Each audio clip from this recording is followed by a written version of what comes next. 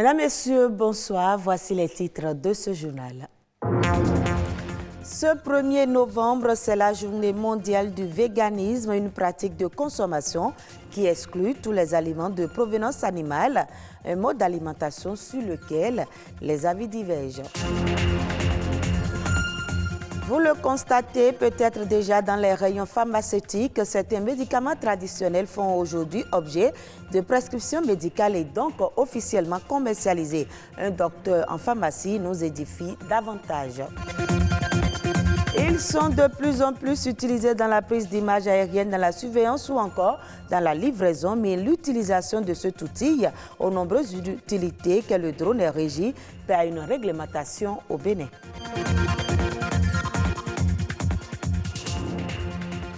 Ce lundi 1er novembre, c'est la fête de Toussaint, comme son nom l'indique. La Toussaint est la fête de tous les saints. Chaque 1er novembre, l'Église honore ainsi la foule innombrable de ceux et celles qui ont été de vivants et lumineux témoins du Christ. Cette fête est donc aussi l'occasion de rappeler que tous les hommes sont appelés à la sainteté par des chemins différents, parfois surprenants ou inattendus, mais tous accessibles. La journée mondiale du véganisme est un événement qui se déroule le 1er novembre de chaque année, une journée au cours de laquelle les végans du monde entier se retrouvent pour célébrer les droits des animaux et faire connaître le végétalisme et le véganisme. C'est un régime alimentaire basé essentiellement sur les végétaux. Bien que ce mode d'alimentation ne soit pas nouveau, le nombre de personnes l'ayant adopté ne cesse de croître. À cette occasion, nous vous proposons de suivre ce reportage. C'est un mode d'alimentation qui exclut tout ce qui est dérivé d'essence animale. C'est ce régime alimentaire qu'il a adopté depuis son jeune âge. Georges ne consomme que des aliments d'origine végétale. La cause en est bien simple. Quand j'étais un peu plus jeune, je n'aimais pas quand on tue les animaux. Quand on les égorgeait, ça me faisait mal. Donc du coup, aller manger leur chair, ça ne me faisait pas vraiment plaisir. C'est-à-dire, je me culpabilisais. Chaque fois qu'on me présentait la viande, je n'aimais pas manger cela. Ça n'avait pas de goût, selon moi. Mais avec le temps, moi, j'ai découvert plus tard que ce que je pratiquais, c'était le végétalisme. Ce n'est pas un régime, mais c'est plutôt un mode d'alimentation. Ce n'est non plus une religion ni une secte. Le choix de Georges n'est pas basé sur la religion. Cependant, les nutritionnistes en rencontrent qui optent pour le végétalisme pour une raison de foi et bien d'autres encore. C'est d'ordre religieux ou aussi le gain de poids. C'est beaucoup plus ces deux raisons fondamentales. Selon l'International Agency for Research on Cancer, les sociétés qui consomment beaucoup de protéines animales s'exposent à des risques plus importants de cancer. De même, l'American Journal of Clinical Nutrition soutient qu'un régime axé sur les légumineuses, les fruits et moins de viande serait plus sain et donc bénéfique pour la santé. Preuve que plusieurs avantages sont liés au végétalisme. Dieu nous a donné tout. Il y a tout dans les fruits. Moi, les maladies que je souffrais avant d'être végétarien, quand j'ai commencé, ça a disparu. L'alimentation végétalienne augmente le quotient intellectuel. Cela a été démontré d'un point de vue scientifique. L'alimentation végétalienne augmente l'espérance de vie. L'alimentation végétalienne permet également de réduire les émissions de gaz à effet de serre. Parce que vous savez, l'industrie de bétail génère énormément de gaz à effet de serre. Je ne trouve pas d'inconvénient à ce que l'on soit végétalien. Un avis qui n'est pas partagé de tous. Les végétaliens sont des sujets à risque parce que les végétaux en fait ont cette capacité de rétention de certains micronutriments, par exemple tous les micronutriments d'ailleurs, des crevettes, les poissons qui sont des produits de mer qui en réalité sont très riches en iode. Lorsque le végétalien se prive de ces aliments, il peut avoir ces problèmes de carence en iode qui plus tard vont conduire à des problèmes de goitre des femmes. Qu'elles soient allaitantes, enceintes ou ni allaitantes ni enceintes, déjà à partir du jeûne, elles ne peuvent pas normalement se permettre un pareil régime parce que c'est des organismes qui ont un besoin accru en ces micronutriments. Par le passé, des personnalités telles que Michael Jackson, Saint François d'Assise, Martin Luther King et autres n'auraient pas eu du mal à préférer ce mode d'alimentation. Le bien-être de l'homme dépend de son alimentation. Qu'on soit végétalien ou pas, il serait important de manger pour vivre et non vivre pour manger.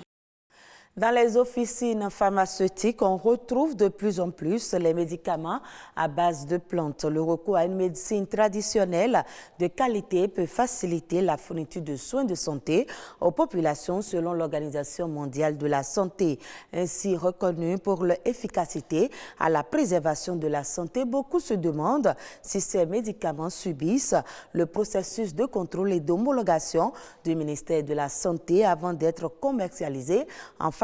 Quant au prix et l'efficacité entre ces médicaments et ceux modernes, la question se pose également. Aristide Akowanou, docteur en pharmacie, nous éclaire. Les médicaments traditionnels présents dans les pharmacies s'appellent plutôt sous l'appellation les médicaments traditionnels améliorés.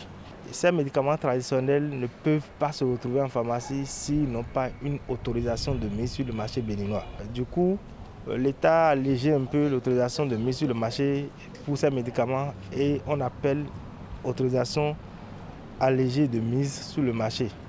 Et c'est tous les médicaments traditionnels normalement se retrouvant en pharmacie doivent avoir cette autorisation de mise sur le marché de part du ministère de la Santé du Bénin.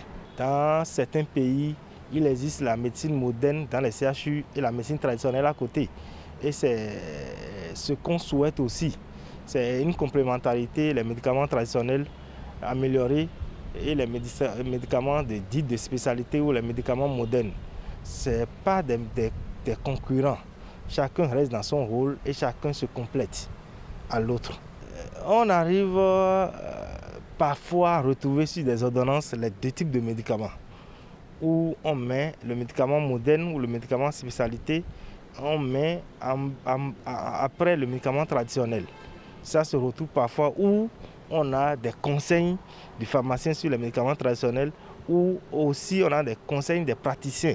Les populations n'ont qu'à être rassurées que lorsque vous venez dans une pharmacie et vous trouvez un médicament traditionnel, ces médicaments traditionnels sont sécurisés et la population peut les prendre sans inquiétude, comme les médicaments modernes, dits modernes. Et nous, notre rôle est d'abord un rôle de santé publique. C'est vrai que ces médicaments ont un coût abordable, mais il ne faut pas négliger ce côté sécurité médicaments. C'est ce que nous portons à la population en leur rassurant que lorsqu'ils rentrent dans une pharmacie et trouvent des médicaments traditionnels, ces médicaments traditionnels sont rassurants. C'est mieux qu'en pharmacie, qu'aux abords de la voie, qu'en dehors de la pharmacie. La technologie et l'innovation ont permis l'apparition de nombreux appareils, au nombre desquels les drones. Ce sont des aéronefs sans équipage dont le pilotage est automatique ou télécommandé. Aujourd'hui, dans de nombreux domaines, le drone est principalement utilisé pour les prises de vue aériennes. Cependant, son utilisation est soumise à une réglementation stricte. Le reportage à suivre revient sur les différents usages des drones aujourd'hui et surtout la réglementation en vigueur au Bénin. Il a tout l'air d'un oiseau dans le ciel, un oiseau télécommandé, mais quand il est posé, voilà ce à quoi il peut ressembler. Ce drone-ci est doté de 6 hélices, d'une caméra et d'une radiocommande. Les drones sont pour la plupart du temps considérés comme des instruments de travail dans l'audiovisuel. Pourtant, ce cartographe et télépilote s'en sert dans l'exercice de sa profession. Les drones ne servent pas seulement que dans le reportage des films, l'élaboration des documentaires. Aujourd'hui, nous les utilisons largement dans l'agriculture parce qu'ils sont munis de capteurs qui permettent, après les prises de vue, de faire un certain nombre de développements d'algorithmes pour pouvoir sortir des résultats intéressants permettant de booster la production agricole. Le drone est aujourd'hui utilisé dans la santé pour faire les transports de poches de sang, le transport des médicaments. Donc aujourd'hui, les secteurs d'utilisation du drone sont énormes. Des secteurs d'utilisation énormes, mais avant de sortir son engin pour le lancer dans les airs, de nombreuses dispositions sont à prendre. Avant de pouvoir conduire votre voiture, vous devez passer le permis de conduire. Et donc pour le drone, effectivement, il faut faire cette formation qui vous permet de comprendre assez de choses. Et lorsque je veux faire le survol, la première chose qu'il faut faire, je dois demander une autorisation de survol. Quel que soit là où je me trouve, en tout cas au Bénin. Même pour les fins de documentaire, je dois demander une autorisation. Et vous produisez un certain nombre de pièces administratives et l'ANAC vous donne cette autorisation avant de faire le survol. Mais pour quelle raison une autorisation est-elle indispensable avant tout survol? Cette carte nous renseigne plus. Par exemple, tout ce qui est ambassade, la présidence, les prisons, les camps, l'état-major, c'est des zones rouges où vous ne devez pas faire votre survol. Maintenant, par rapport au retard de vol suivant la réglementation, dans certaines zones de Cotonou, je ne dois pas dépasser 60 mètres d'altitude, même si mon drone peut aller à 300-500 mètres. Vous avez vu en bas, les hauteurs de vol maximales, la hauteur c'est 150 mètres d'altitude. Je ne peux pas dépasser, même si le drone peut aller au-delà. Ça c'est la zone aéroportuaire, avec la piste d'atterrissage. Et vous voyez là-bas, c'est le couloir par lequel prennent les avions. Connaître toutes ces règles avant de lancer son engin dans les airs se révèle d'une importance capitale. Il urge donc que les passionnés des drones se fassent former afin d'en avoir connaissance. Suivons à présent La Nation en bref, une compilation des faits ayant marqué l'actualité nationale. C'est une présentation de Ulvaeus Balogun.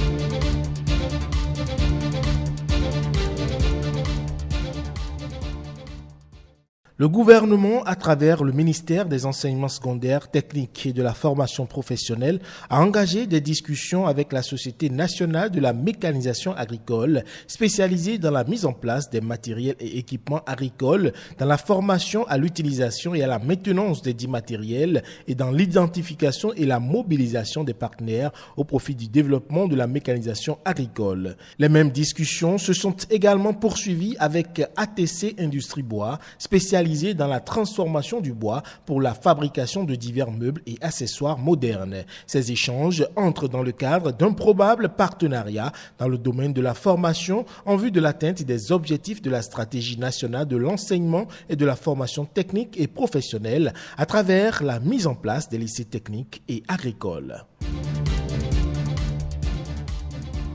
Le gouvernement vient d'accélérer la modernisation de son réseau routier avec le lancement des travaux de 379 km de route dans la partie septentrionale du pays. Il s'agit des travaux d'aménagement et de bitumage de la route Djougou-Peunko-Kéru-Banekwara, longue de plus de 209 km à Peunko dans le département de l'Atakora, et de la réhabilitation du tronçon Berou-Boué-Kandi-Malanville, long de plus de 169 km à Kandi dans le département de la Liborie. Selon le ministre des Transports, l'aménagement et le bitumage de la route Djougou-Peunko-Kéru-Banekwara, habituellement appelée route du coton, vise à booster la production agricole, l'économie locale pour un développement harmonieux des communes bénéficiaires, tandis que la réhabilitation du tronçon Berou-Boué-Kandi-Malanville s'inscrit dans le cadre de la poursuite de la politique de modernisation du corridor Cotonou-Niamey qui dessert le port de Cotonou, le Niger et le Tchad.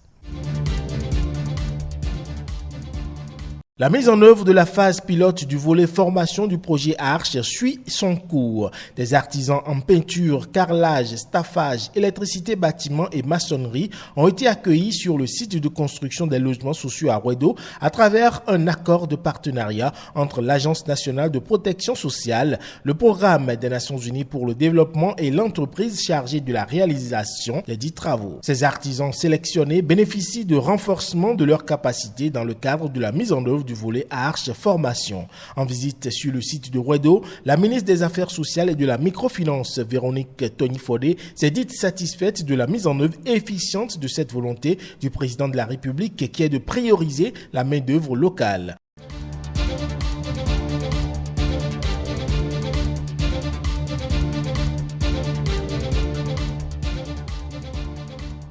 Hors du Bénin, le Nigeria devrait faire face à un déficit d'infrastructures critiques les 26 prochaines années, selon certains experts. Les lignes budgétaires dédiées aux infrastructures de transport étant insuffisantes, l'option de financement par les capitaux privés est choisie. La compagnie pétrolière nationale s'engage donc à financer la reconstruction de 21 routes fédérales dans les 6 zones géopolitiques du pays. Le gouvernement fédéral du Nigeria est confronté à une indisponibilité de ressources suffisantes pour financer tous ces projets routiers, alors que les embouteillages monstres qui prévalent sur les routes urbaines du pays continuent de rendre pénible le déplacement de ces populations. Les espoirs sont portés sur les capitaux privés pour résorber ce déséquilibre. Retrouvez ce journal sur le www.ortb.bj. Merci à vous de nous avoir suivis et très bonne suite des programmes de BB24.